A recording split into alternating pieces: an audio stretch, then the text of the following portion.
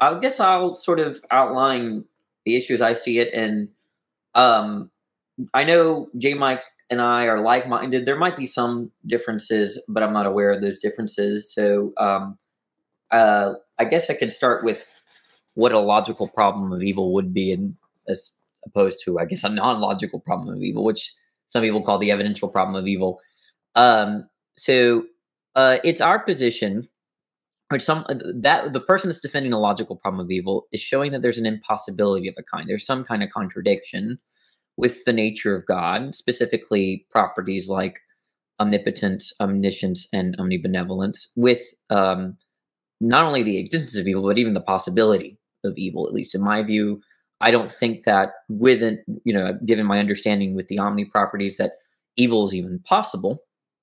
Now, this is a kind of a more serious claim than people that are running the evidential problem, which is just looking at how the world is, maybe looking at things like suffering or gratuitous evil or things like that, to show that it's improbable that such a being exists. We're not making that claim. We're making the claim that it's not merely improbable, it's impossible that God exists. Now, of course, that heavily depends on how we're using the terms, and I imagine that we'll have to dedicate some time to the notion of evil that we have in mind.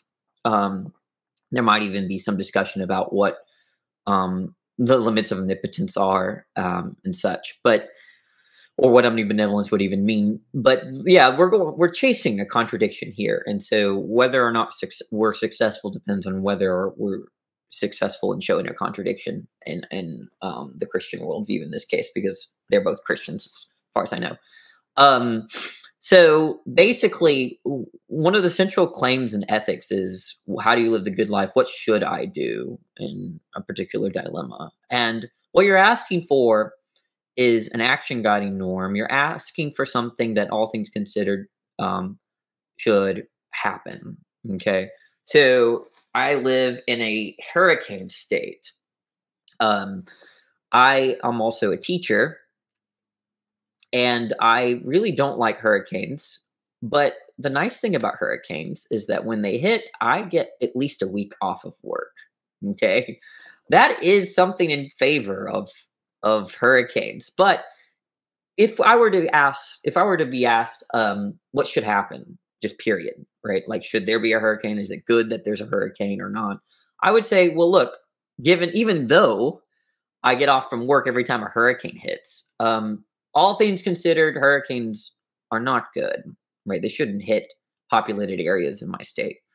The evil the evil outweighs the bad, right? And so there's a sense of good and evil, or should or should not, that is sort of an all things considered sense of good and evil, or right and wrong.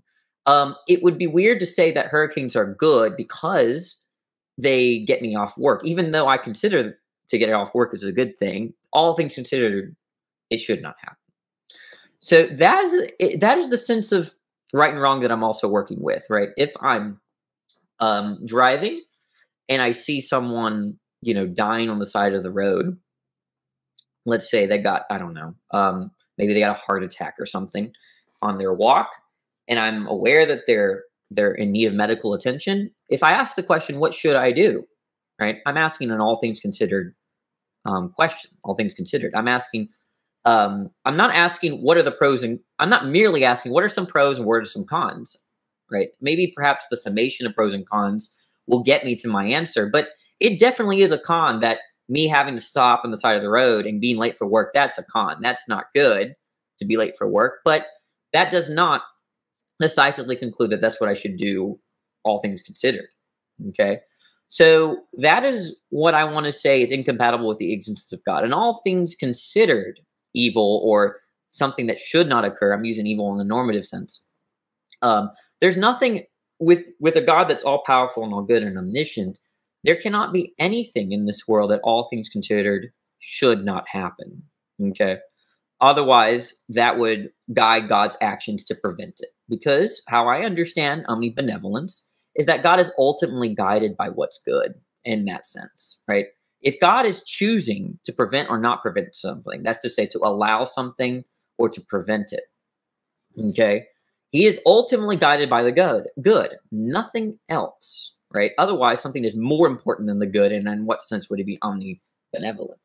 So, so I want to say that a being that is ultimately guided by this sense of the good, that knows about every event that occurs in creation, and that's powerful enough to do anything logically possible, will always prevent things that should not occur, all things considered. Otherwise, there's something else more important to God than the good.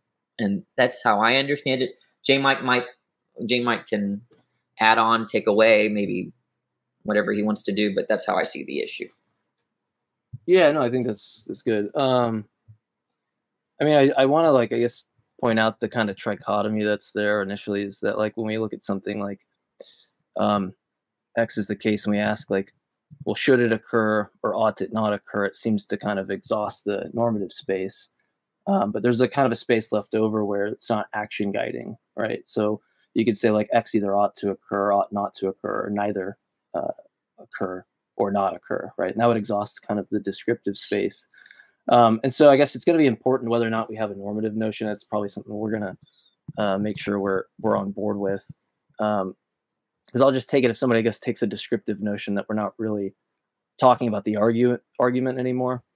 And then further, on this, the prototo sense and protanto sense of good or evil, I worry about this idea, because I'm not really sure I understand your guys' axiological view. Maybe you can get into that. But by denying that, that there's going to be some notion where X ought to occur for some reason, and there'll be this consequence that says something like the Holocaust, since there are no prototo evils, or that's being denied, isn't something that, all things considered, shouldn't occur, right? There's actually, like, maybe you take some greater good defense or theodicy, or however you want to phrase it, such that it leads to a greater good.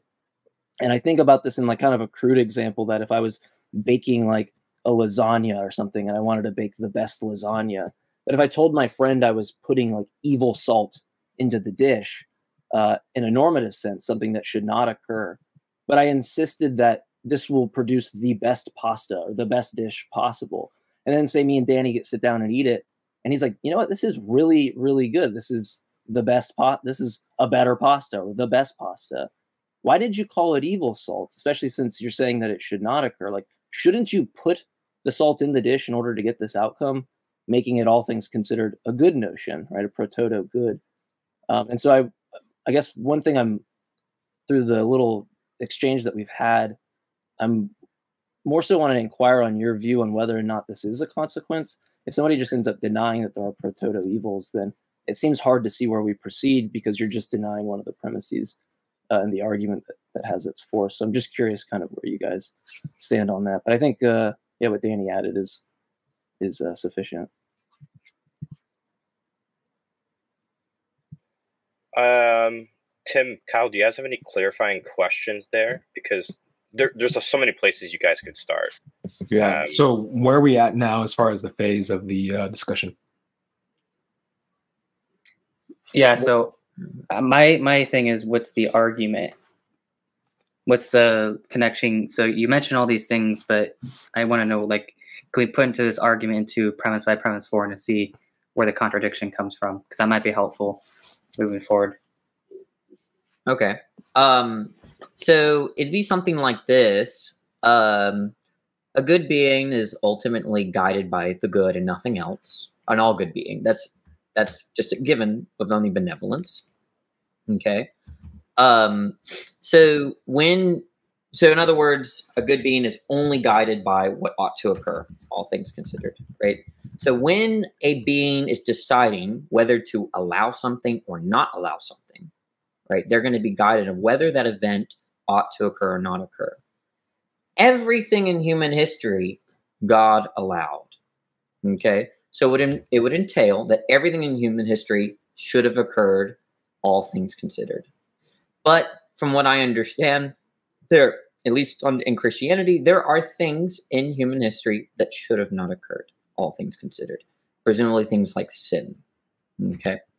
Now, that's how I see, and there you get a contradiction, right?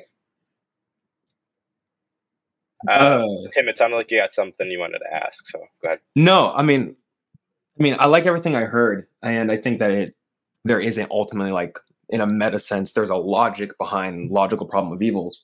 So, I mean, ultimately, right, if you're going to be casting forth a logical problem of evil, and you're going to be defending a premise that there is going to be an impossibility, this is just necessarily going to be the case.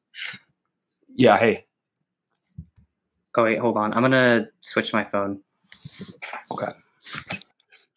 Should I wait for him to get back? That's up to y'all. Yeah, I can barely. I'm literally talking on my phone, so I'll just do this. I don't know what else to do. So we're good.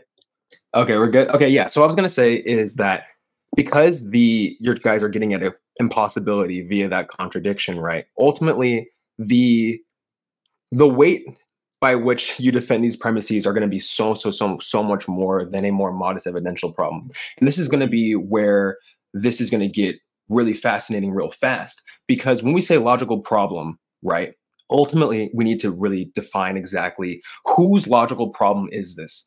And ultimately an answer to that question is whatever theist exactly subscribes to your exact normative commitments and your exact definition of what an all good being is. Mm-hmm. Now, my question for this discussion is am I that type of theist?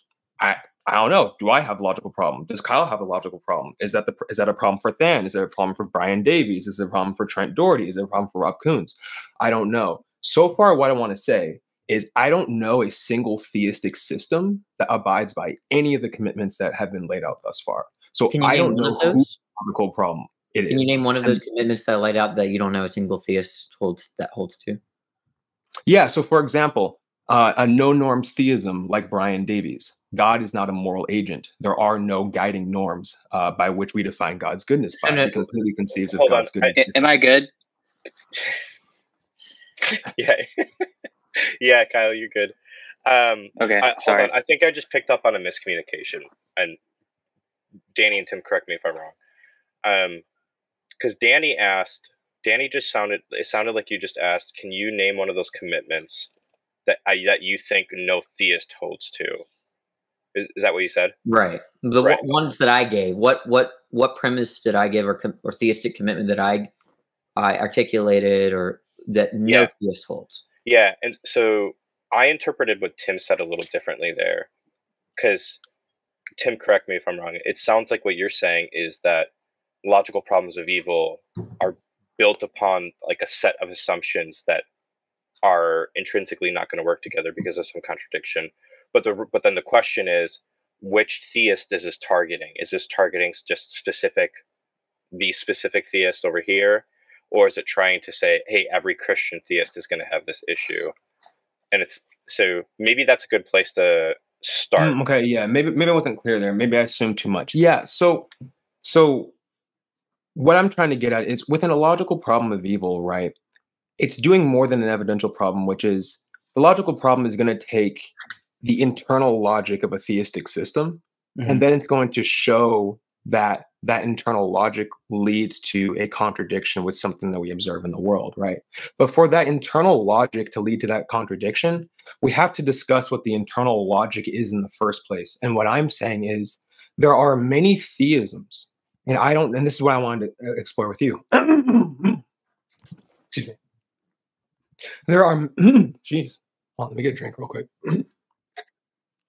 I will add while you get a drink that if someone wants to deny like a normative notion, I don't know, Danny, if you agree, but if someone just says, look, I don't have like a normative notion, or like there isn't evil in the view, then there isn't a problem of evil in this relevant sense that we're talking about. Yeah. So I'm gonna finish what Tim. I'm saying, and then we're gonna get into that. So what I'm saying is what we are doing is we're taking a theistic system, a pre-existing theistic system, and we're looking at the internal logic of that system, and we're seeing whether or not all the parts involved end up contradicting with an observation in the world. But that requires that we're actually understanding the internal logic of that system first to be able to draw that conclusion. Now, what I'm asking is, I don't know if my internal logic for the theistic system that I believe in, my particular theoretical commitments, has anything to do with what's been articulated thus far. And that's what I mean by whose logical problem is it exactly? Because I'm going to say right now that I don't think that there is this unanimous, I don't think that there's a unanimous, or I guess you could say, like univaried version of theism. Now, we all talk about good and powerful and all these different things like that. But within the literature on perfect being theism, theists differ across the board about what theories of goodness, of divine goodness, even mean. What theories around divine temporality or atemporality even mean. This is kind of what I'm talking about. So whose theism did you pick this up from to draw this contradiction? That's what I want to know. Yeah. So you can find a philosopher, and you can find a philosopher that will say anything, right? So I mean, like, if your question is, who does this argument not apply to? Right, here's the argument does not apply to these kinds of theists. Theists that believe their God is evil doesn't apply to them. Okay, theists that think that God is ignorant of these relevant events, these evil events, the argument doesn't apply to them. Okay, theists that think that there are limits beyond logical limits to omnipotence. Okay, theists that maybe, I mean, I think that's it, right? Like, for me, if you, and I think Jay might say the last one, that there is no evil, right? Like, so evil God, there is no evil, ignorant of relevant events and limits to omnipotence other than logical limits. Okay, those are the theists that this argument doesn't apply to. Are you one of those? Well, I want to ask, what makes you think that those are the only options on the table? Well, because how I'm seeing it is that I gave a sense of good, right? A goodness here. If we're saying God is good, we're saying that God is guided by the good. There's nothing that takes a higher priority than that. Okay. So then if God's decision making is ultimately guided by the good, and that because of that, then when he chooses to allow or disallow something, will be again guided by the better event or the good event, not the less good or the evil event. Okay, and good here is very clearly stipulated as the relevant sense of good, when we're asking questions like, should a hurricane hit New Orleans, right? Or should I help this person in need? We're asking for a sense of good that's normative and action guiding, ultimately a deontic kind of sense of good, right? A goodness that guides the action of an agent. Okay, and so if a being didn't know about a particular event where they should intervene had they known, I mean, that will solve the problem. It's like in the case of that I gave, where if someone's dying on the side of the road and I just drew past them and I didn't know, right? I can't even make the decision to go help them, right? Because a necessary criteria to make a decision to do the right thing is to know what the right thing is to do, right? But so we can just start with that. I mean, do you think that God is aware of every single event that has occurred and that will occur? Or yeah, but I think that's actually red herring to the entire point we're talking about. Let's get back to goodness, because that's the property that is going to be contradicting here. The property that's going to be doing the contradicting work is the goodness. Now you can get out of the contradiction by denying omniscience. That's fine, but ultimately without the goodness part, those two things working together isn't going to do anything interesting for what we want this argument to do. So I'm going to grant omniscience perfectly fine. That's actually not going to be the interesting part. I want to catch on what you talked about earlier, which is you said, hey, every theist seems to believe that God is good and no, I didn't say that. I didn't say that. I said there are theists that think their God is evil, right? This argument does not apply to them. Or the theists that hold to divine goodness. Right, but I'm agreeing with you that there are theists where this argument does not apply to them, right? I gave an example, a theist that thinks their God is evil. Cool, yeah. So I didn't get to the ending of my point here. My question is still coming. So with that being said, those who opt in for a kind of omnibenevolence that you're talking about, you use phrases like good, guided by normative principles towards goodness, these different things like that. But that's not the issue. The issue is, how do you understand what that good is supposed to mean? There are theories of what the divine goodness is. And so when I'm asking you, if I'm trying to how the internal logic of a theistic system is going to contradict somewhere. It's going to depend on what theory of divine goodness is actually a part of that system. And that's where I say you're going to have theists across the board who hold to divine goodness. So these aren't the evil God theists. These aren't the, the finitist God theists. These are theists that hold to divine goodness, divine perfection in every sense. But they're actually going to disagree with one another of what divine goodness means. And so when I ask you, what theistic system with what theory of divine goodness is this argument actually going after? I'm personally not aware of one that actually uses what you're talking about. Can you name me some philosopher maybe who's defended this in print somewhere, who holds to this view of divine goodness? Can we just focus, maybe I'm off here, but it seems like your notion of goodness is either going to be normative. In that case, it either ought to occur, ought not occur. We can get to the pro tanto sense, or it exhausts the descriptive space where it's just not action guiding, right? And then in that case, sure, if someone takes some descriptive notion, there might be some more work to do to draw out an issue, or they might just evade the argument because it's not capturing the notion that we're at. But would you agree that trichotomy exhausts the kind of space that either X ought to occur, ought not occur, or neither occur or ought not occur? And then if you just take a normative notion, I think we just proceed from there. Yeah, I would love to get to that part, but I want this first part that I've been asking since the beginning to at least have some progress made in that. Is there a particular system that this is targeting? Me naming a philosopher that takes my metaethical view, or the metaethical view that I'm putting forth, right? What does that have? How does it have any kind of impact on the soundness of the argument? Well, this is supposed to be an internal contradiction. Internal to what exactly is what I'm asking. Does me naming a philosopher that takes the sense of good that I've offered determine the soundness of the argument that I'm giving? So the biggest problem here is when you're talking about oughts, you're assuming that God has moral obligation, and there are theistic systems where God doesn't have any moral obligations to anything.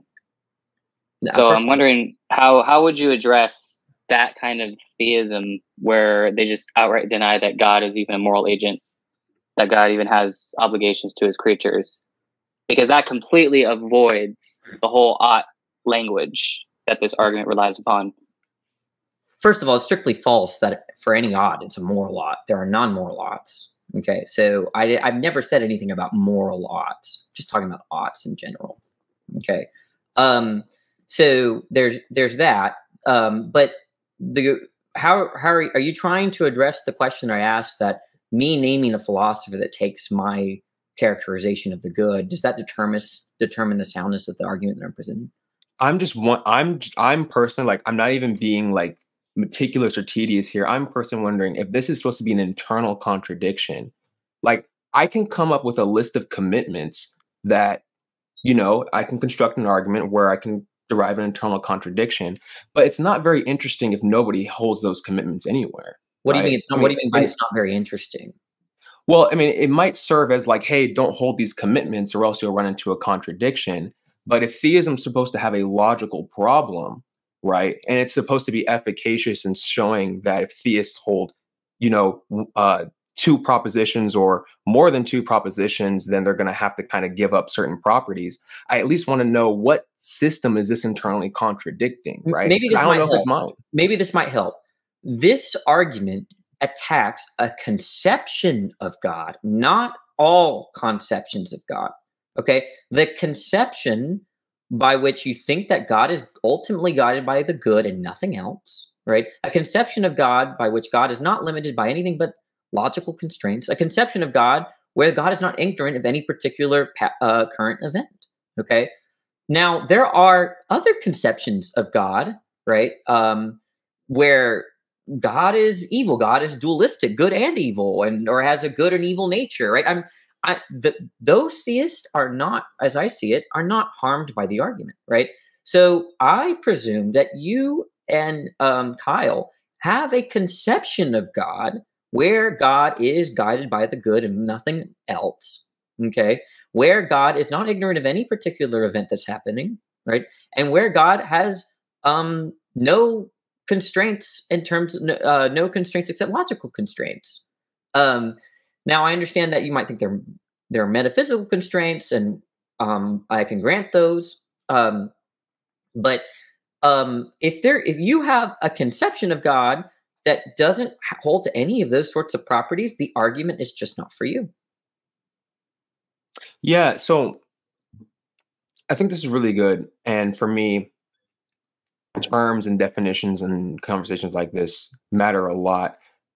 The theists that I've mentioned previously earlier, right? Brian Davies, someone like Eleanor Stump or Marilyn McCord Adams, myself and Kyle, we all hold the divine goodness, but we actually all don't agree with what divine goodness actually entails.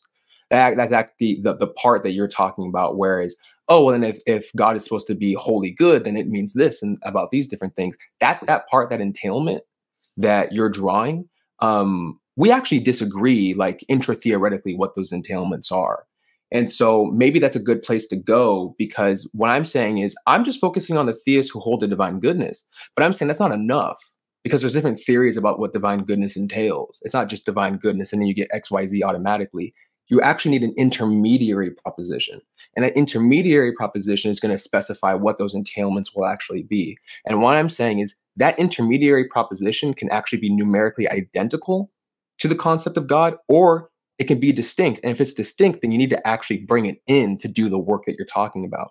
Do you think that your intermediary proposition about what you think goodness entails is numerically identical to what it means to be an all good being? Or do you think it's a specification of certain ethical commitments that are true independent of whether or not this concept of God even I'm not too sure what you're asking. I'm just saying, look, how I interpret when someone tells me that someone is good, or some action is good, or some event is good, right? Sure. That all else being equal, it should occur. That's what should be done. Okay. Now, do you understand that notion of the good? So I'm going to play dumb here. Explain it to me like I'm 5. Well, I'm not sure how much help I can do if you're saying that you don't know what it means to say that, or you would never say to someone at least that, yeah, I don't think this should have happened. Right. I don't know honestly how to convey that kind of normative property. I mean, I could tell you other synonyms of synonymous phrases or implications. Basically, if it should occur, then if it is occurring, it's in accord with the norm. And if it's not occurring, it's out of accord with the norm. But I thought that was very fundamental. Do you think there are certain things that in human history that should have occurred? So you're saying that when we say that should not have occurred, that it's conforming to a norm. If it's conforming to a norm, then there's a theory about that norm. What theory is that? It doesn't matter what your theory is. I just want to know, would you say to someone that pedophilia is something that should not happen? Would you ever say that to someone? So this is actually where I exactly wanted this to go. So when we talk about God justifying norms, I'm perfectly fine talking about that on the level of... Sorry, I'm not really sure what... It seemed like Danny asked a question and we're not answering it. Oh, yeah, no, I'm answering it. Yeah, I'm answering. Well, what was it? Was it that you would do that, or that you think that it shouldn't occur or should occur? It's not clear to me what part of the question. And I'm not asking I'm saying, would you ever say it? Would you will you tell someone, yeah, that crap should have not happened? Would you ever say that? And then we can just use that. It doesn't matter what your theory is. Yeah, sure. So let me grant, let's say that I will never say that. Okay. What's the next part? All right. So there you have a concept. Now, it might be the case that the way I use the terms are different than the way you use the terms. But so far we have the shared semantics, because you and I would probably agree that that abusing children, like beating your children because they got an A- on a test, should not happen. Okay. Now you're right. We might have very different theories about what that means or what that entails, but we can at least agree on the semantics. Okay. So now I'm wondering, if whatever your concept there that's behind those terms, is that something that God is sensitive to, or God would agree with you on? So take an example.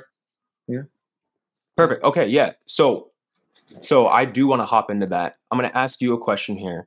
Then you can answer that question.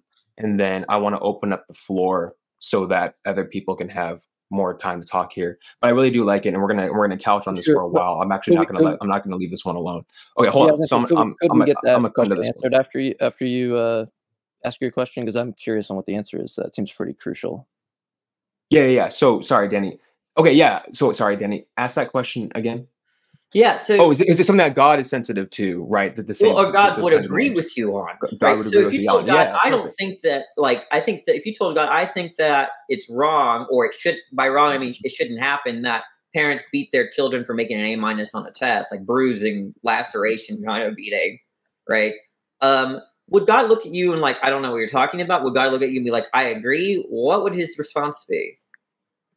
Yeah. So my answer to that is, it's really all going to depend. I need you to rigorously define should in this example. And the reason why I'm asking, right, and this is a legitimate question because this is what we do in philosophy. Like this is what I wrote down. Primitive. Well, no, this is what I wrote down. And it's really not, actually. So this is what I wrote down. I wrote down should, and this is something I was confused about. When Danny, when you went over your opening and you talked about ethical claims, and these are talking about the norms, right? So we're talking about normative guiding motivations and things like that. We're on the same page as that. When you said should, I wrote equals good ? And then evil equals should or should not. So something is wrong when it should occur. Something is evil when it should not occur.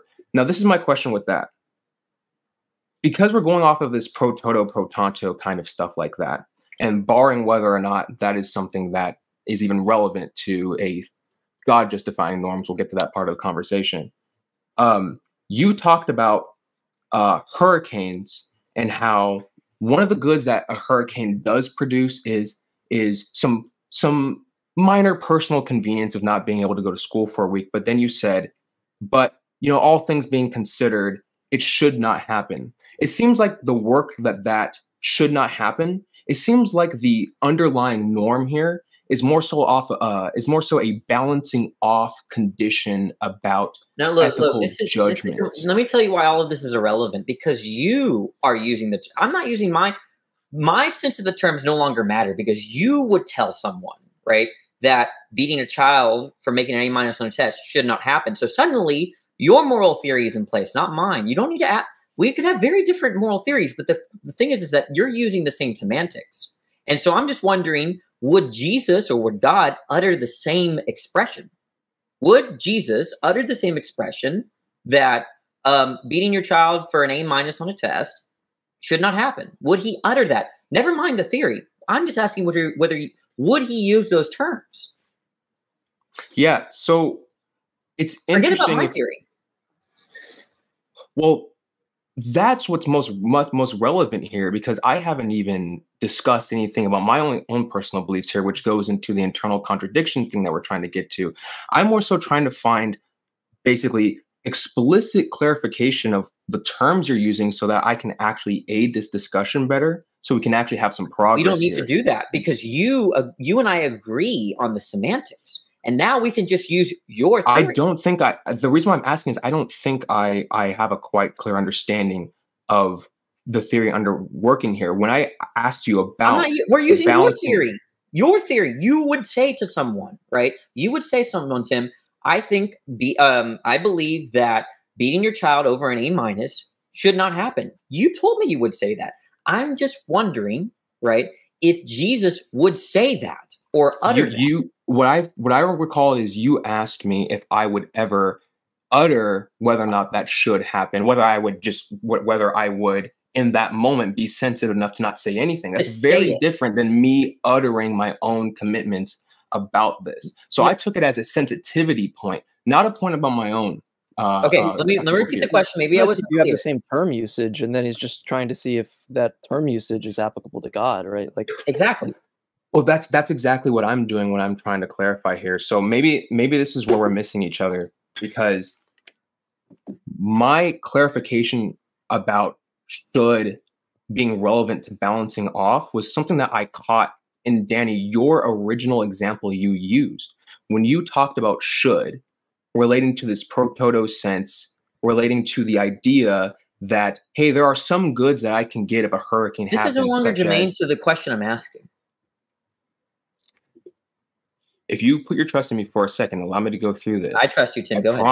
I promise you, you'll see the relevance. Okay. So yeah, you talk about should. Should is good. Should not is evil. So should is right. Should not is wrong.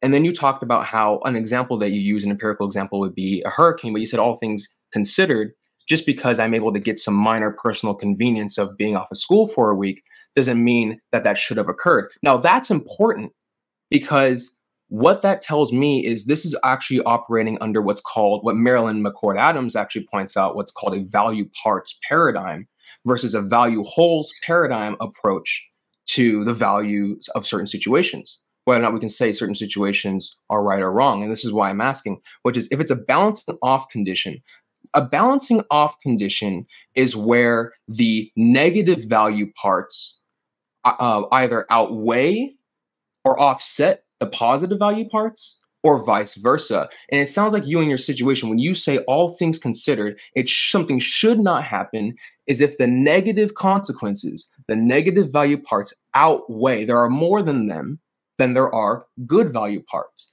That's important because this is explicitly within the literature on the problem of evil. There are multiple theists who deny that this is applicable to God. That's why I'm talking about this. The question I'm asking you. It does, because what do you think I'm asking you? What do you think I'm asking you? Okay, clarify. Since you said earlier that you would utter the English terms, the English statement, beating your children because they got an A- should not happen.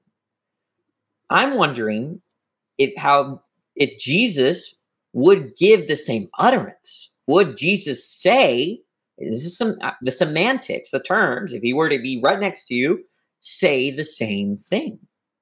And of course, we're assuming Jesus is God. Yeah, sure.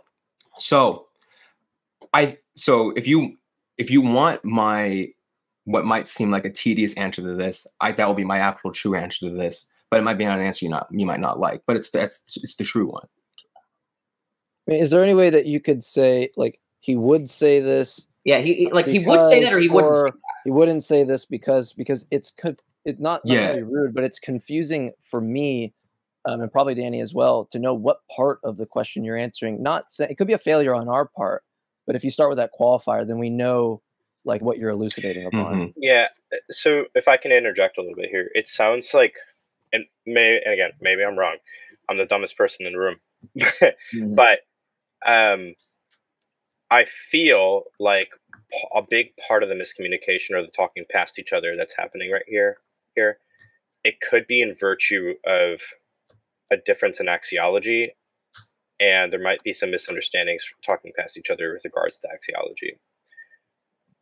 Now, look, watch this. If I ask you, would a toddler make gurgling noises, right? You don't have to know if they meant something by it. You don't have to have a theory of what gurgling noises are, or I'm just asking, would toddlers make the noises, the gargling noises? And I would say, yes, I've heard.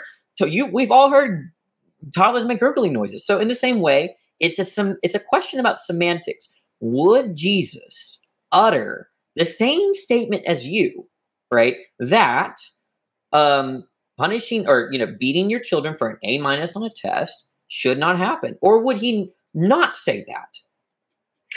So maybe what would be helpful for moving forward from that question is why don't we outline what the consequences are if the answer is yes or no to that answer? Okay.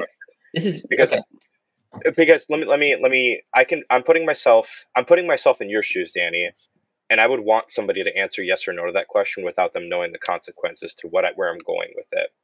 But I can also put myself in the shoes of Tim and Kyle and be like, well. So I want to clarify on because they're actually within metaethics. There's this idea called the semantic thesis, and what the semantic thesis basically says, and I think this is what you're getting at, Danny, is this notion that what it means for a reason or judgment to be a moral one is that it has authoritative normativity. No, I'm not saying anything like that. I'm just asking. That I mean, but we're talking. No. We're talking about semantic.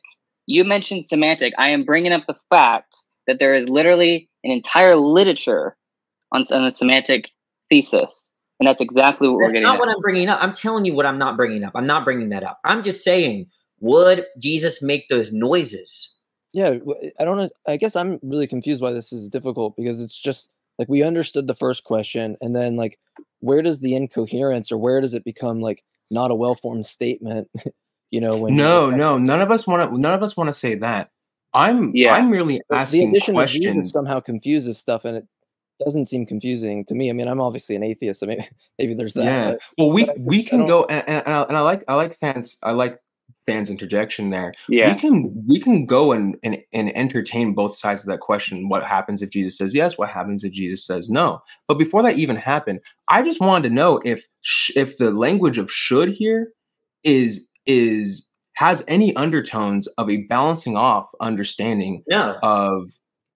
Okay, well, so when you used the word should earlier about the hurricane and things like that, it did seem like you were balancing off value parts. We're talking about what you would say. You said that you would utter. Yeah, but here's the difference. It depends on what the context by which I am actually using the word should in that situation. Because if should here is taking on a very specific notion, such as balancing off, that's the most relevant part to the conversation about evil, whether or not I would have a preference towards this X event. Okay, or this so let me Y give a concrete example in history. That's more so what I'm trying to clarify. Let me give a concrete area in history. Okay, so when Hitler invaded Poland, okay, he didn't just go after Jews. He went after Polish children that looked Aryan. He literally tore children away, right, from their families if they looked Aryan, and then reconditioned them to be German, right? So basically split families. And these were not Jews. These were Poles. Okay, so we're not talking about the Holocaust. I just thought that was interesting. Learned it a couple weeks ago. Okay, now I would say,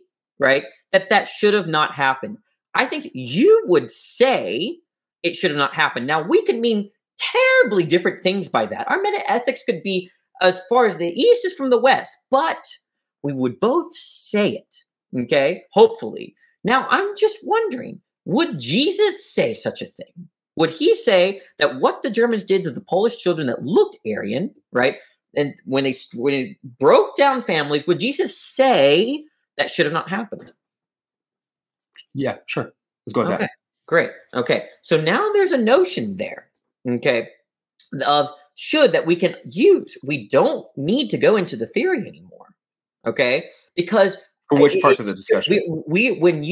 Presumably you agree with Jesus, and y'all have the same theory of what an ought is, okay? And the point is that is Jesus guided is God, I should say, is God guided by what should happen or what shouldn't happen, using the same sense of should as the where Jesus would express that ripping families apart shouldn't happen? I am perfectly fine saying no. Okay, so let me get to the conclusion, and then we'll have to discuss this. But I think we will absolutely. That's what I'm trying to get to. Yeah, I'm not expecting. This is what we have to talk about. But it seems like that by that conclusion, I don't see. It's hard for me to even understand what you mean by saying that God is all good here, and that's what we have to now. Right, exactly. Right? Because 1,000%. Okay, because what you're committed to, it sounds like, is that God believes that those Polish children should not be. It would be better, right? Or I'm going to stick with the language of should. God believes that. There you go. Yeah, if God believes that the Polish children shouldn't be taken away from their families, right? But there's something more important than what should or shouldn't happen to God. Right? Yeah. So again, because you just wanted us to just enunciate the noises that make the word should, I'm still left wondering what should even means in this scenario. Desired for its own sake. What you offsets it. Well, but every time I tried to get into that, it was this. We kind of went in this rigmarole. So I want to kind of get more myopic about what we're talking about here, because that's ultimately what's going to matter. Because we can talk about desire, we can talk about means to ends, we can talk about preference structure. Do we mean balancing off? Do we mean intrinsically valuable, instrumentally valuable? These are the things that are going to be built into understanding what should actually means in this situation. That's what I want to discuss, and that's why I want to open up the floor, because I don't want to keep going back and forth on this point, because it's this point that's going to be pertinent. Because once we understand, if there's a difference between how we understand should, this argument's going to break down immediately, right? And it's not going to apply to me, and it's definitely not going to apply to Kyle. So I want to bring in Kyle on this. We're definitely not done discussing that. I'm not letting you off the hook on that one, but I'm going to bring Kyle in on this. Well, I mean, I think we made progress in one sense of like trying absolutely. to understand this notion, but I'm now like just more confused on the view. So I guess it might be better for really quick, just for the audience, because it looks like some people are confused, and some people are. I got message from some people being like, "Wait, what the heck is actually happening here?" What's at stake when we answer that question? Would Jesus utter this phrase? Children shouldn't be beat. Like, what's at stake there for the audience? I think that's going to be helpful for them. So imagine, I hope I'm not long-winded here, and you can interrupt me if I am. But imagine an omni-greedy being, and what I mean by this is that a being that's only guided by what's the greediest option. Okay, so if you have two options, A and B, and A is greedier than B, they're going to choose A, right? Now, if you say that, if you're saying that God, there's something else, right? By saying that, God believes that splitting Polish families should not happen, but nonetheless is guided by something else, right? Because he allows it to occur. Okay. Then that means that, number one, it seems like something non-normative is guiding the actions of God. Okay. That's what it looks like to me. Okay. Something that doesn't have to do with an ought, okay, is more important to God than what should happen and what shouldn't happen. That's what it seems like is at stake to me so far. And then it's not even clear what this notion of good is. Like, I don't even know what that even like descriptive notion even means. So that's fair enough. Think about like a moral naturalist who just gives me some. I was gonna say that makes. You know what I mean? I think that makes sense. Yeah. Yeah, this is the part of the conversation that I want to be in right now. So thank you. So really quick, just for anybody in the audience that's still confused about that, I don't want to take up any more time on that. So just email me if you have questions, or talk to Danny or anybody else too. But yeah, I just wanted to clarify. No, I'm glad. It was a good question, because it's to be fair, and I'm not like this is my opinion, my sentiment, but I mean the whole point for me about ethics, okay, is we're asking normative questions. We're asking, what should I do with my life? What should I do in this situation? And when we get our answer, this is the ethical decision. We're talking about this is how you should act, and this is what should happen. But if there is something else that God is interested in other than that project, then it seems like we're talking about a being that doesn't care primarily about ethical questions or normative questions when they're making decisions. Or like if Jesus should die on the cross for salvation, right? There's like all these weird entailments that seem to follow once you do. Yeah.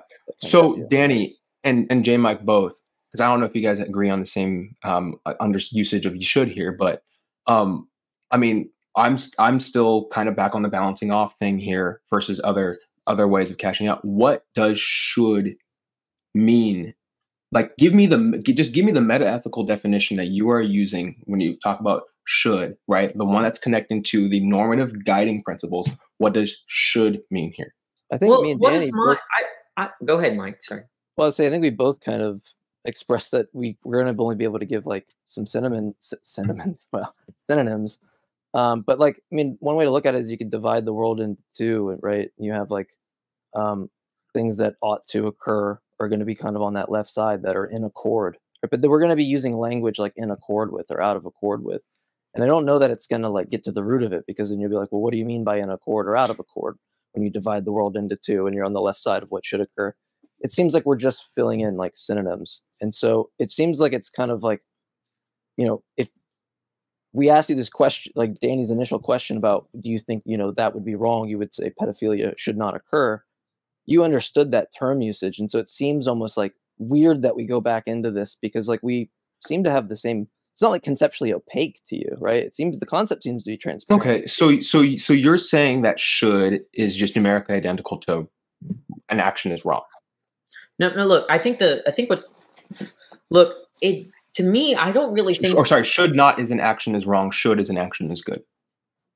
Well, we can use that language, but I want to know what your language is what I'm asking. Well, my language doesn't matter, right? It's an internal critique of the theist view. That presumably, whatever their theory is, whatever their axiology is, or their meta-ethics, most theists think that there are events that occur, and some of them should happen, and some of them should not happen. But Danny, if you're going to, and I don't mean this I mean this respectfully, but if you're going to construct an internal critique, you at least have to know the way in which the other theory is using the words. No, that's you can show logical problems without even understanding what the variables stand for. Right? I can replace should with a variable, an unknown variable, right? X. Okay? And if the theist says X is what's most important to God, X is it for God. If there's more X in a situation than the other situation, God's going to go for that situation. Then you can logically derive conclusions from that. You don't have to know what X is, right? If I say there's this being that I'm repeating myself. If you just you're good. I mean, like the content, right? It's going to be irrelevant given the form, right? You can just generate the conclusion. So I don't really see what. Well, I mean, it's ultimately going to depend, because your conclusion is much more full of content. And it's much more weightier than. Okay, I get rid of the. Let's watch this. Watch this. Okay, suppose there's this person that believes in a super being. Okay, and this super being cares about why more than anything else. Okay, and this super being didn't have always succeeded. Okay, and was very intelligent, knew about everything. Okay, but it only cared about why. Why is the most important thing to this being, right? Now, there are two things that are about to occur. One of two things could occur, okay, A and B. Now, in A, there's more Y than B, okay? Now, what can you logically derive from that? You can derive that, or at least expect, I think you can logically derive that the being will actualize A rather than B, because it's stipulated that that is the primary motivator for this being. Notice you don't have to ask what why is. You don't have to have a theory of why to make that conclusion. Sure, but then I think if this is going to be an internal critique of some theist views, he'd be wondering why where the preferring the whys over something else is even coming in, because there has to be something about that person's worldview that involves those variables to begin with. No. Look, could you agree with me that there's an inconsistency on this view, that if you have a super being, right, omnipowerful, omniscient, forget about the goodness, right? They only cared about why. Why is the most important, that's what they cared about the most out of anything, right? If there are two options that are about to occur, right, they have to decide which to actualize, A or B. And there's more Y in A than in B, right? What can you logically derive from that? Well, if given the premise that Y is the primary motivator for this being, it's going to conclude that they're going to actualize A, right? But there would be a logical inconsistency if they actualized B. Sure, yeah. I mean, but you agree? Quine taught us how to make through what they call analyticity, how to make statements and arguments and syllogisms meaningful. But this isn't dialectically I gotta get clear. At all. You agree there's an inconsistency in that, in what I said, this person that believed in such a being. Sure, yeah. That's the logical problem of evil. Right? I just gave you the logical problem of evil, except I took out omnibenevolence and I put omniwiness. Right? And so on your conception of theism, it's an omni-goodness, but we can just replace that with Y. And what's happening is that we're seeing events that have more Y, there could have been events that had more Y, right? But God doesn't actualize them, okay? And so it seems like you're accepting a logical problem. I'm going to be purposefully annoying here. Before we were told, commanded actually, the content of the variables, we don't even have to know what they mean. But now you're connecting them to events which have phenomenological content to them inherently because there's something that we experience. And so I want to know if you're going to, through analyticity, show me how you can make syllogisms and sentences meaningful, that's fine. But now we're talking, but that's not what we're doing. And it's not even dialectically helpful. Do you see how it's like not dialectically helpful? Because no theist is going to know what you're talking about. Because I don't even know what you're talking about. Like, honestly. Like, I just don't know what you're talking about. Okay. So, I think, look, I'll tell you my conclusion, and I'm going to argue for it. I think you conceded to me, and here's why. Okay. You said that in a person that believed in a being that was omniscient and all powerful and omni-wyness, okay, that they would be inconsistent to think that God, this being, I use the term God, that this being actualized an event that had less Y than the other event, another event that they could have actualized. Okay, so that is how I understand the logical problem of evil, because you have that model that God is not omni. Y here is replaced with good, whatever it is, whether it's normative, non-normative. Now it doesn't matter, right? Danny, do you think that not just the logical, not just evidential, but all arguments from evil, do you think that they're at all? How relevant is axiology to this discussion for you? Actually, not that relevant. Yeah. Okay. Well, then we're at an impasse. I mean, Yeah. No. Wait. We're at an impasse.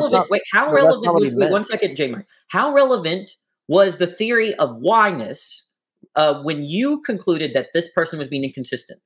How relevant was it, dude? Like I said, that's just Quine's analyticity. Wait, can you just answer the question? That's just how you make sentences meaningful. Wait, when you said that this person was being inconsistent, how relevant was your theory of why? Obviously, the way in which you're manipulating the terms just based on the variables. How relevant was your theory of why when you yourself determined this person was logically inconsistent?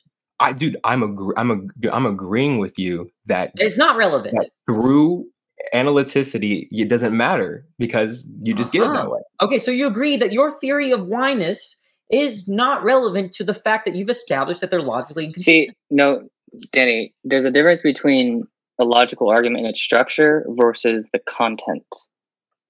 Okay, you have to, in order to make a successful logical argument, you can't just focus on the structure, but then ignore the content. That's what we're saying. Okay, well then tell me, is this a logical fallacy? If A then B, B therefore A. That's the structure. That doesn't tell me anything about what those terms actually mean. That's just a valid rule. Is there a fallacy there? Is there a logical problem there? That's just it depends on what the content is. No, that's called affirming the consequent. That's a form of fallacy. What are you talking about?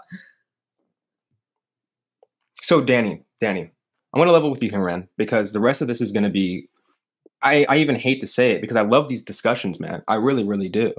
And I mean, if you read really any philosopher who's ever defended a logical problem, it always goes back to what the content of such events and which. Then you don't believe they're formal fallacies. So go ahead. Let me just jump in here because I think there is a big disagreement that happened that we definitely need to focus on. Because Danny, you said that you don't find relevance to axiology in this discussion. Tim and Kyle both think that that's a huge portion. So we only have 22 minutes left until we hit the hour and a half mark, and I want to be respectful of you guys' time. So it's up to you guys where you want to go, but I'm just wondering if that's something you guys want to focus on. I've talked a lot, so I'm personally, out of just respect, I'm going to let everyone else kind of have time to go in. Cool. Well, I'm interested in what you have to. I mean, you and I have been talking the most. I think that we don't want to push the other two out, and I think that's fine. I mean, my internet's kind of bad anyway, so I don't really mind. But look, I guess. Go ahead. I mean, Tim. I mean, let me ask you. I mean, this isn't just you, Danny, but it's also J-Mac as well. What if our definition, what if someone's definition of theism explicitly requires or mentions axiology, like within the definition? Wouldn't you think that axiology then becomes relevant to the discussion? The way that I framed the issue with the person that believes in the Omni Y guy, okay, or the Omni X guy, the theory of X, or what your theory of X, just will not matter. So it depends on who you're framing the problem. I will agree that there are formulations of the problem of evil where your meta-ethical views are needed, but not because what's interesting is that Tim understood, and I understood, we both understood, that this guy that believed in a being that was omni-wide, all-powerful and omniscient, right, to choose to actualize an event that had less Y than what they could have actualized seems like they're logically inconsistent. And there you can determine that without having a theory of what omni-Y is. Okay, but that's the structure. That doesn't get to the actual content of the theory itself. Do you agree with Tim? You need to make that distinction before you can move forward.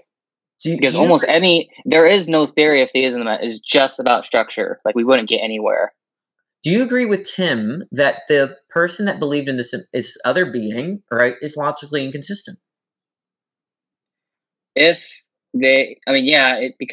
they're not formulating what the content of the theory is. So, of course, if you're just talking about the structure, then it would be. Okay, so your theory of Y doesn't matter to making that determination. In its structure, but when we get into the content about what the theory is saying, then the structure is just, not that it doesn't matter, but it's going to be highly, highly dependent upon what the content actually is, especially on our form of theism, where we explicitly within the definition involve axiology as a part of the definition of theism.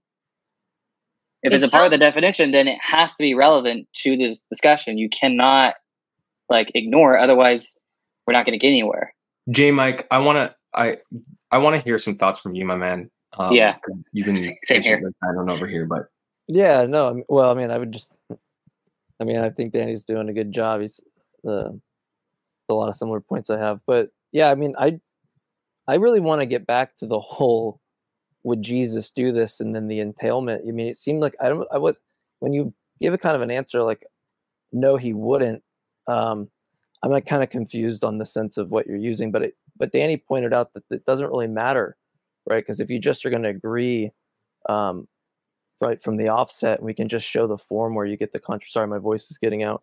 You can just show the contradiction. Then I don't really understand why it's going to really matter about that content. As long as we are tracking the same concept at the beginning, right, we'll be able to just derive this kind of issue.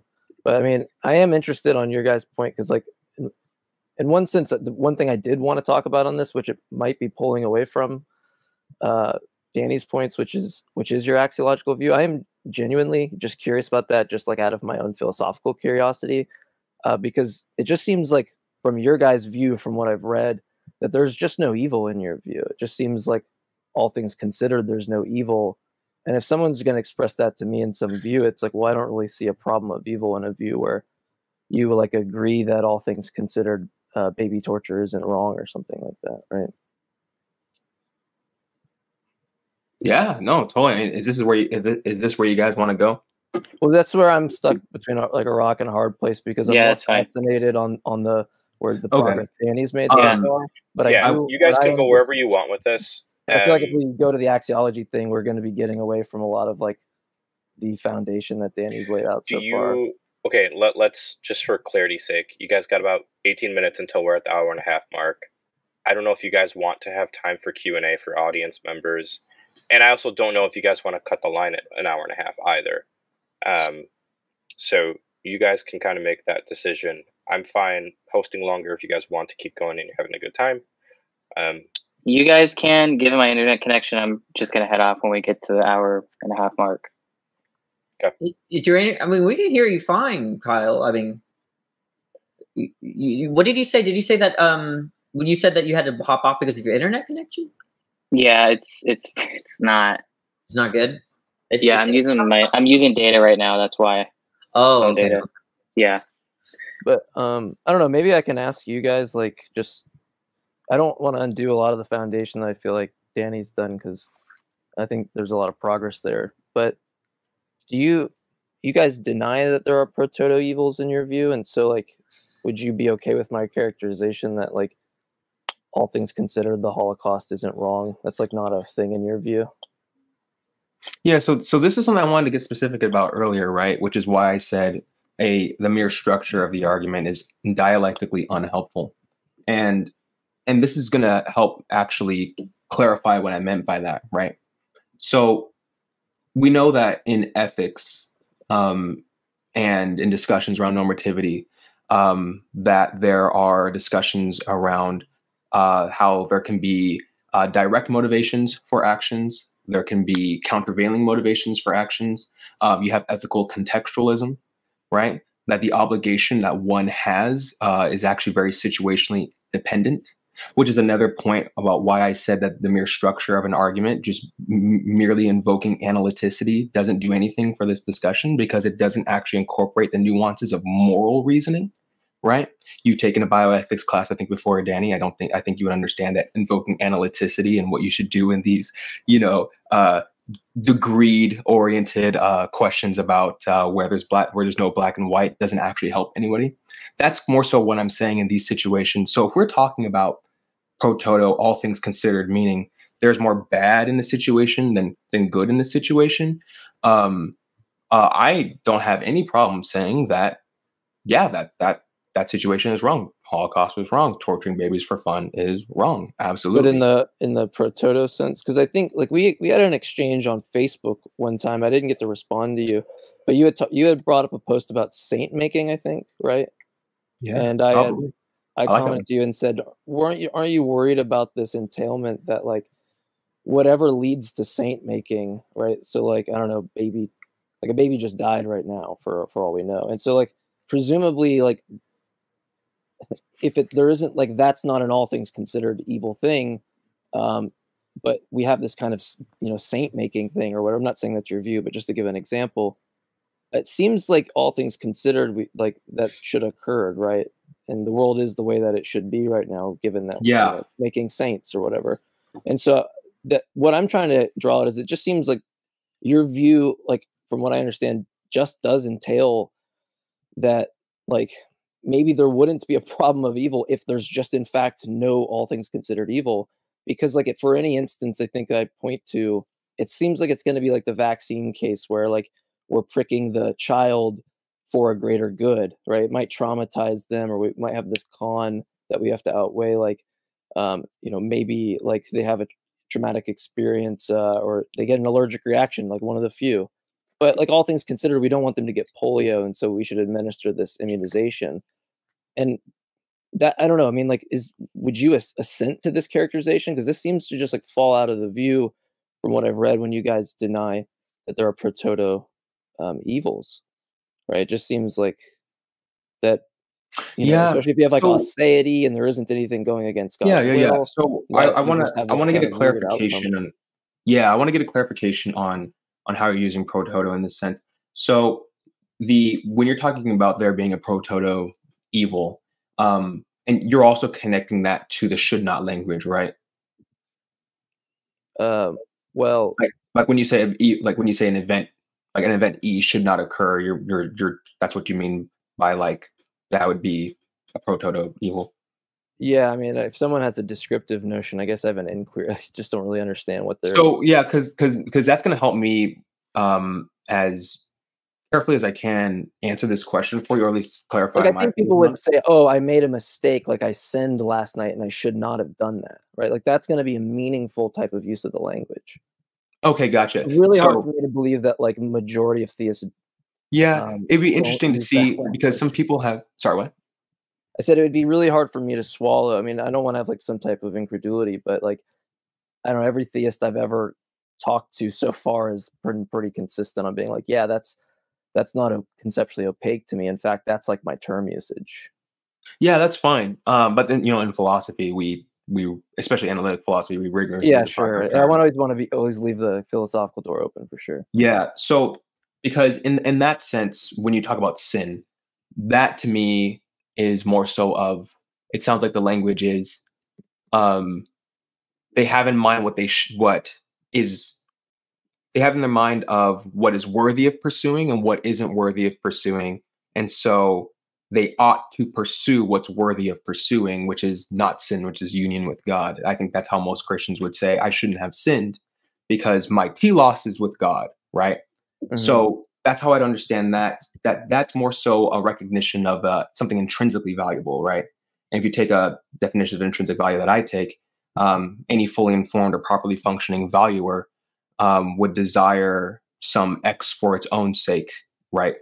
Yeah, but like the free will to sin or to have sins, commit, that's something that's all things considered good, right? Sorry, say it again. So like the ability, like the free will to like sin or something like that, would you characterize that as like an all things considered good? Okay, so now we're bringing in all things considered language. What do you have in mind when you say that? Well, this Like was if I explained weigh at it the out, beginning, right? yeah. Like the Well- point is that in ethics, we're asking, and whether we're in a dilemma or we're asking even a simple question like what is the good life, we're asking about what we should do in a particular situation. Yeah. I totally understand that. I'm wanting to know what the all things considered part means, because one of the things Well, I took in my if you notes, understand that, then you've grasped the concept. No, Yeah. I'm wanting you guys to clarify that for me, because Sure, what I well, put in my Why notes, would we do that when you understand it? no, I don't know if I do understand the way you guys are using it, which is why I'm wanting the clarification. Okay, the same sense when we're talking about what should I do in this moral dilemma? The answer to that question about what you should do is the all things considered good. Okay, but I'm wondering what the all things considered means. You don't know what it means. No, what I have in my notes is this, and I put a question mark after this, is all things so if something's all things considered good, is it after we've summed up all of the good and bad consequences that No. could come Look, out? take the example, right? You are driving, you recognize someone is having a heart attack on the side of the road. You have the ability to call 911. Now I'm asking you, Tim, what should you do? So I am wanting my question answered, because that will help me answer this question, because I want to know how you mean by what this. would you say to me? What would you at least say? It doesn't matter what I would say in No, that I'm moment. you're trying to understand us, right? And so I'm helping you understand us by a successful application of the terms, right? Because here's what I would say, Tim. I would say the right thing to do, what you should do, Tim, is call 911. Now, do you agree? So should is the right thing to do. So where does all things considered come in? But there might there could be reason, like you'll be late for work, or they're gonna you're gonna have to pro cons. They're basically Okay, they're all, there you go. Thank you. Weighing something pro and con, and when the pros outweigh the cons, then that's what you should do. yeah, but outweigh doesn't mean it's not like we're committed to any particular normative theory there, right? Like the point is that you've understood the concept of what it But means. did you agree with Mike when he said pro and con? Yeah, but look, when you say the word weigh, you're assuming a particular axiology, are you not? So how am I supposed to? So if I say, it's going to be irrelevant of how you whatever view you have, you'll be it's the quote unquote weighing it out of the pros and cons. It's baked. It's like you're using the normative terms pro and con, and it's all things considered a pro, right? I mean, yeah. So the all considered things being a pro is that I don't see what framework. It's the answer to the question. What the sense of ought that we're expressing is the very answer to the question about what you should do in that situation. See, so it sounds like that when we say all things considered, there are more pros than cons. Look, I'm struggling. I think you understand what I'm saying. I wouldn't go with the quantity of the because you're trying to do right now quality, whatever. You're trying to hold us down to a particular normative theory or moral theory. We're not okay. Well, then if you're not doing that, then you should understand what the question number one. What should you do, right? What should you do? I can be completely ignorant as much as possible until I gain an understanding here. Wait, if someone asked you, in the case of the heart attack case, right, where you're driving to work and you see someone getting a heart attack, right? and you have the ability to call 911. Do you understand the utterance, or how would you? Is there a good interpretation that you have in mind if you were to ask yourself, or someone to ask you, what should you do in that case? Yeah, and that's perfectly fine. But I want the most rigorous understanding of that, not the situational understanding, the most rigorous understanding right now. Look, if you're trying, there are many ways to grasp the concept. One way is I can give a lexical definition of ought, but if I just want the philosophical definition, man. Right, but if your goal is simply to grasp the concept, then we've succeeded already. If you were to say, I understand what it means to say that I should call 911 and not drive and continue to drive to work. Sure, and then yeah, and so underneath that, then if I agree, then underneath that is this when I perceive that there is more good than bad to be pursued in that situation. Is that what that would mean? No, I mean, it doesn't have to imply any of that. It could imply, you could mean like by ought, you could mean like bananas. It doesn't matter, right? Like okay. the point is that you've understood that, like, okay, well, if you're not even saying you understood. I don't know what to do with that, man. I'm sorry. What do you mean? Well, you don't know what to do? Look, if you've told me, you've grasped the concept, right? Where in the case, I mean, maybe I have. I mean, I have my own understanding. I just want to know how that's you guys. All we need. I know, your own understanding. Understand how confusing it is that like it seems like at different points you've said like I understand, and then we went through like a whole long stint of trying to get, and then you said you did, and now we're back to like I don't understand. I mean, like I could just make the move when you ask a question that I don't understand the word. I don't, but like I do understand. And it's not a move.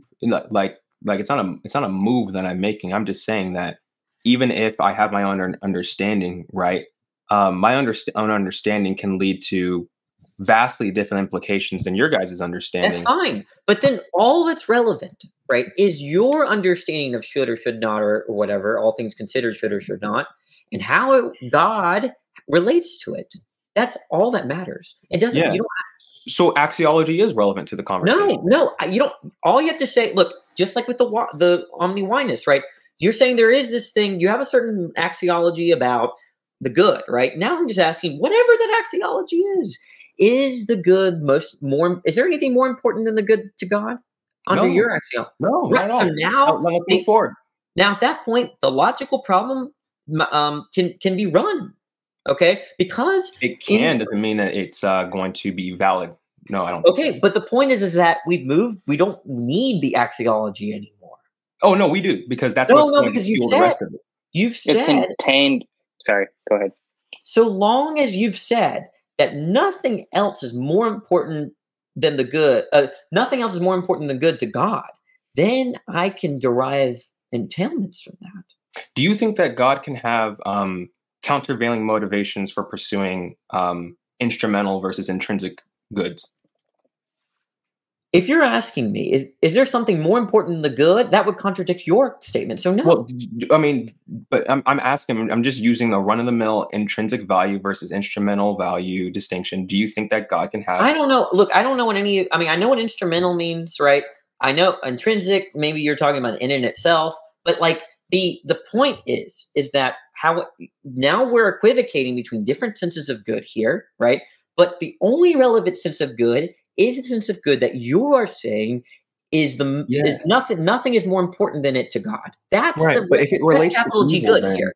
What? But if it relates to evil, then this question of if God can have overriding motivations for authorizing certain evils and the pursuit of something different, I think that would actually be relevant to the conversation, not just stick with this very vague, ambiguous, the good is the most important, right? Because are we talking about good on the whole? Are we talking about a balancing off understanding of good? Do we mean sufficiently good? Do we mean... None of that those look like just equivocations on good, right? You're saying there's... I don't think so. I think they actually have different meanings. Okay, if they're all the same, it's something... If you've already stipulated that nothing is more important nothing is more important to God than the good, right?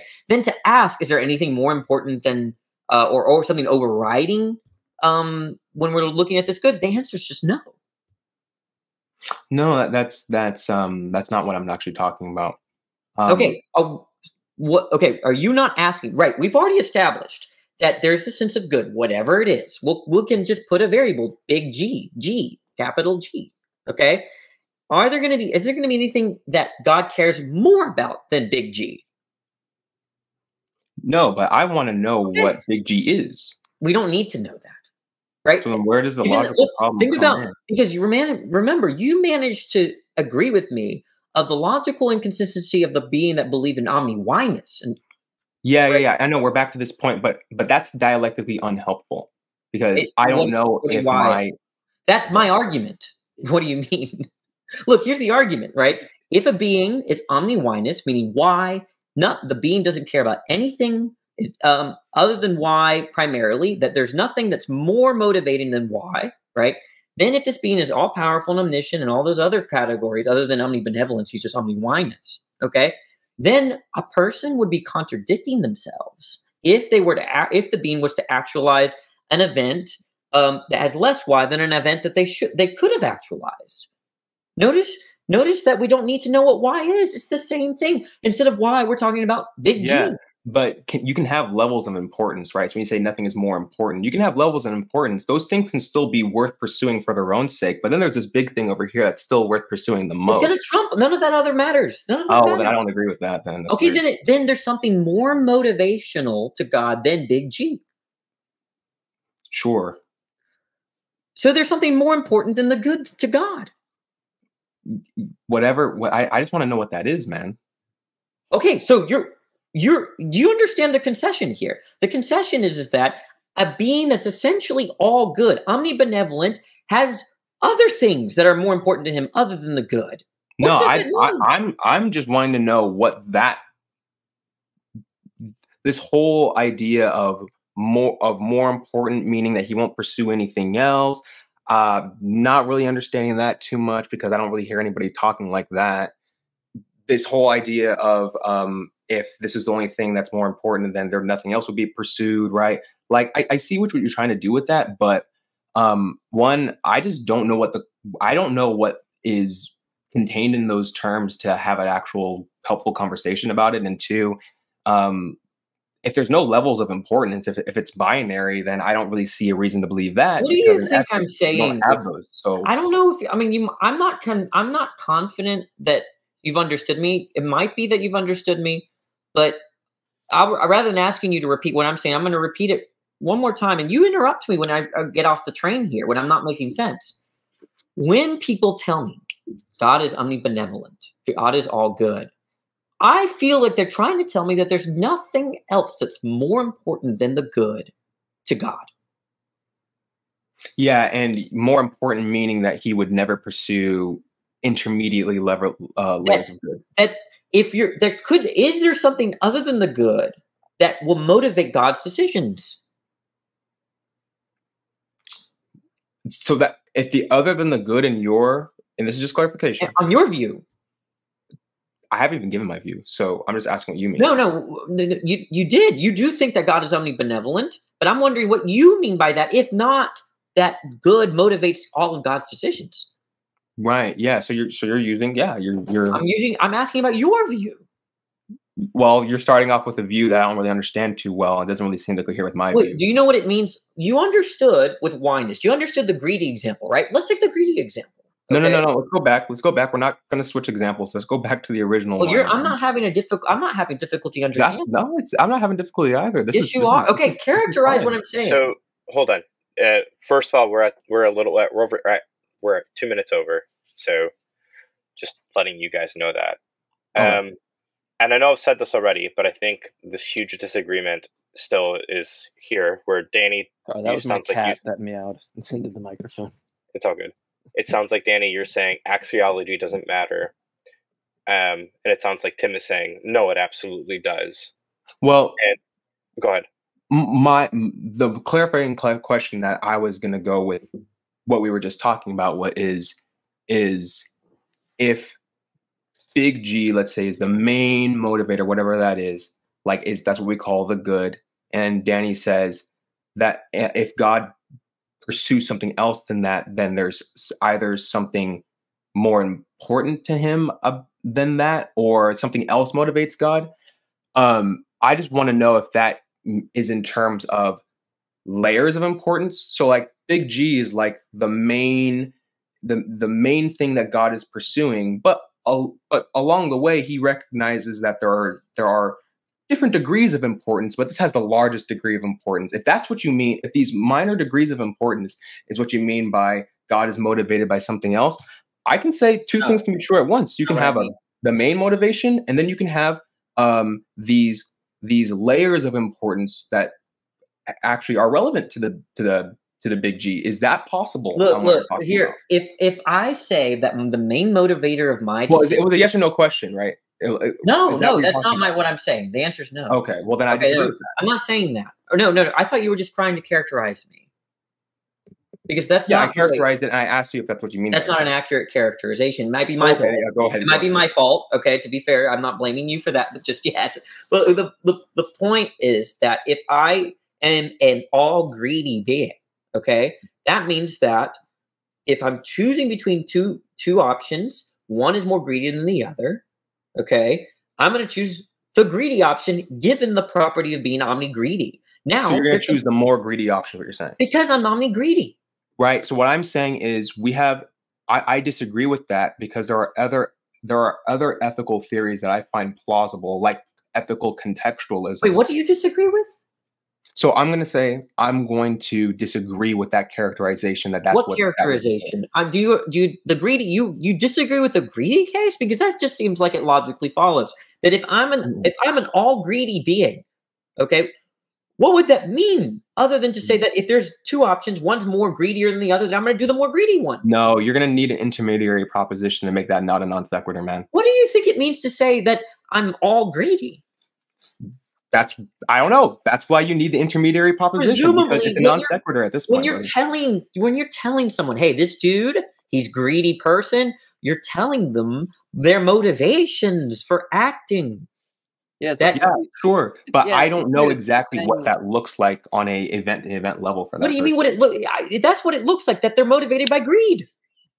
Yeah, like an all chocolate covering God that covers all the universe in chocolate, right? And there's a speck. It seems like we're making this weird move where it's like, if you say Mike, I love your example. Universe God would be like. I love your example because if you say that there's a God who desires to cover the universe on all of chocolate, that's actually more specific than what Danny actually brought up. Wait, I brought up greed. What are you talking? Look, if I say that this guy is a greedy person, does that predict what they're going to do or what they're motivated by? Yeah, they're gonna pursue greed. So what are you talking about?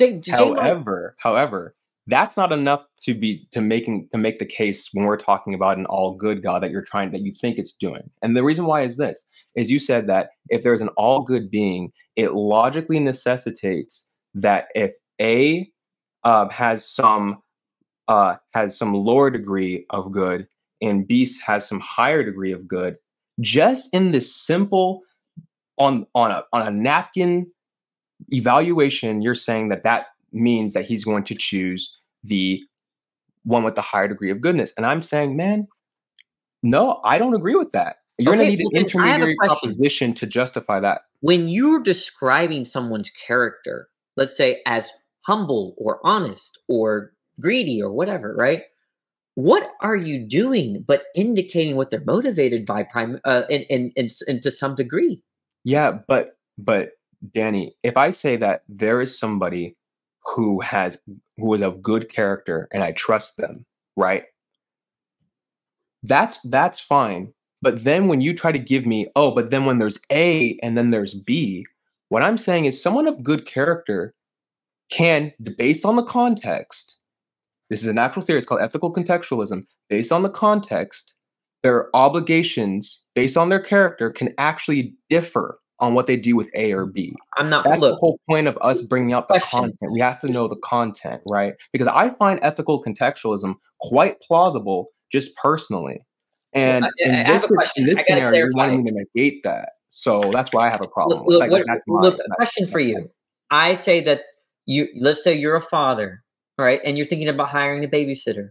Okay, and I tell you that that's not a very good babysitter. Now, let's say it's a bad babysitter.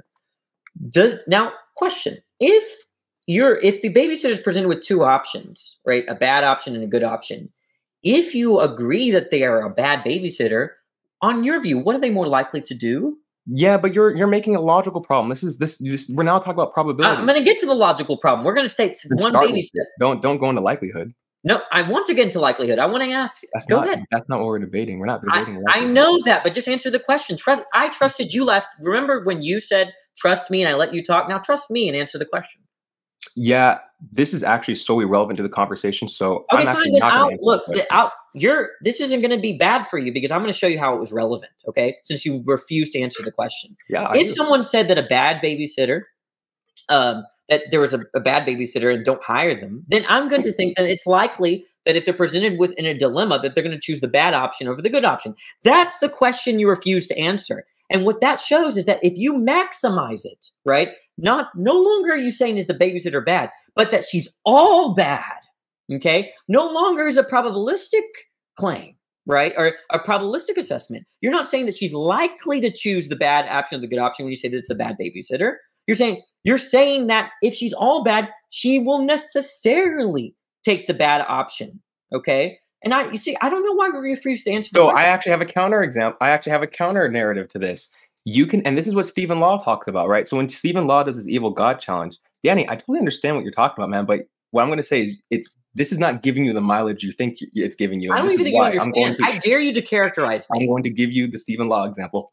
Stephen Law says, I don't think if we had a maximally evil God, then we could do a reverse theodicy, and we could say that all of the goods that the evil God authorized in this world is only for one purpose, which is to disappoint us all in the end, that he gave us all these goods by taking them away from us and like throwing us into a hell situation. So actually, in even Stephen Law's example, you have a situation where an evil being would choose good, but for a certain period of time so that it eventually results in evil. And I basically just did the reverse when I first responded to you. What the heck does this have to do with the babysitter analogy?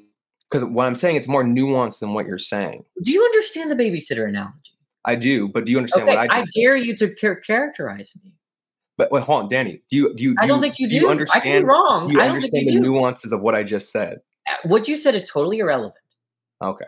Because you failed to understand my analogy. Respectfully pass it off to everyone else. Well, no, don't run. Don't run. Oh, I'm not running. Man, I'm not running. Then tell me what the analogy. I'm just choosing at this point. I think that. Okay, if you're going to tap out, then I'll wrap this up. Okay, I'll give you the last word. I'm going to wrap this up. Here's the analogy because Tim didn't get it. Okay. The analogy is this. You tell someone that this babysitter is a bad babysitter. That gives you a probabilistic reasoning about what they might do in a situation where they're choosing between good or bad, that they're likely to choose the bad option or the good option rather than the good option. Now, what happens when you say that the babysitter is omni-bad or all bad? No longer are you doing a probabilistic assessment. The notion of an omni-bad or an all bad is that there's a logical necessitation when the babysitter is presented between two options, one good and one bad, they will always take the bad option. Okay. So if you say God is all good, when you have two options, one is bad and one is good, without equivocating on the terms, that being is going to choose the good option if they're omni-good. If they don't, then there's something that's more important than the good, and they're not all good, that they're mostly good, or they're 99.99% good. All right, guys. With that, J Mike, I know you've been up since 3 a.m. and I know you're tired. Yeah, he's good. You're good, man. Thanks for participating, bro. Yeah. And Kyle's got. Sorry about the Wi-Fi. Well, I don't know if you guys want to continue. Yeah. That's fine. I don't want to like disrupt it or anything, but yeah. You guys are good. Go to as well. Go ahead. If you have a last thought you want to put in, J Mike, go ahead. Cheese is really good. Huh? Cheese. It's really delicious. Cheese? Yeah, it's really delicious. Are you smoking? Yeah, man. Before that. Nah. Typical atheist, man. Just kidding. No, I mean, yeah, I mean, there's a lot. I mean, my frustration is I feel like there could be more progress. I don't want to steer anything towards Tim like negatively, but like the only problem is that it's like hard. I feel like at a lot of the turns it was like, what do you mean by that? What do you mean by that? And I mean, that game. I mean, I don't think you're being dishonest, but it's at times you seem to track the concepts, but then revert, like it felt like it was a pitfall if you did. And I don't know if that's an accurate characterization, but I don't know. I just yeah, J-Mike, you and I progressed a little further between you and Danny. I didn't think that some of those questions were really like that difficult to answer. So I'm a little confused by all that personally. I mean, that's kind of my general takeaway from the conversation. Yeah, no, the way the conversation went, probably see how things can be jumbled together like that. You and I can, though, we can have a private conversation at some point, so I can actually get, with my full attention to what you were asking. Yeah, we could do, like, if you want to come on Axioms, or if you got a channel, we could just shoot the stuff. I was just thinking how having a phone call. Oh, whatever, anything and everything. Yeah. Whatever, yeah. J-Mike and I do private phone calls.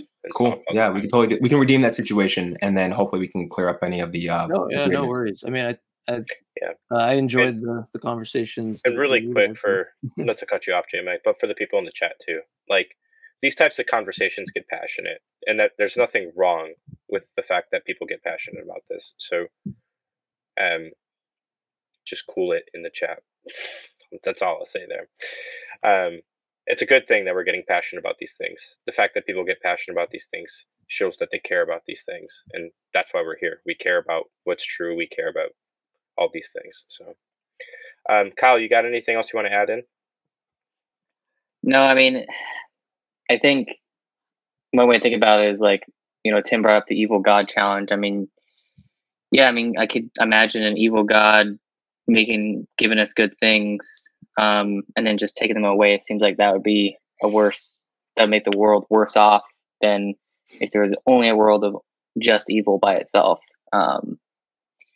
So if that works, then you can just do the opposite with a good God hypothesis. So yeah. I got you. Anybody else have anything else they want to do with concluding remarks? Well, I want to speak just, I guess, a little bit on the content. I was being a little, I was more kind of just discussing their issue. One thing I want to talk about in the future is, because I didn't really get an answer when I was talking with Tim. I think it kind of steered back into your guys' conversation, which is perfectly fine. But it doesn't seem like, it seems like the entailment from like at least what I understand about your guys' view is just that there are no all things considered evils, at least from what I've read in the document, from what I understood. And I don't know if that's fair characterization, but I'd like to maybe have a conversation about that, because I have an argument that's unique to me, given that you affirm that premise that I think shows issues for Christianity and the atonement of Jesus. And so I'm interested in talking about that argument with you if you guys would like to. But I also don't know if that characterizes your view. Maybe there's more semantic discussion there to talk about.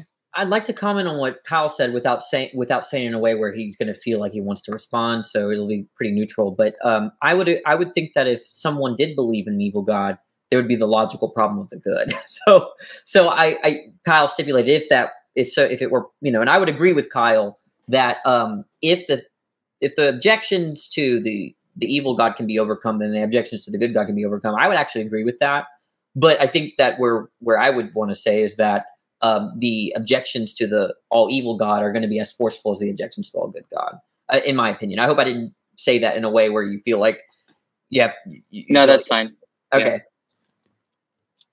Awesome.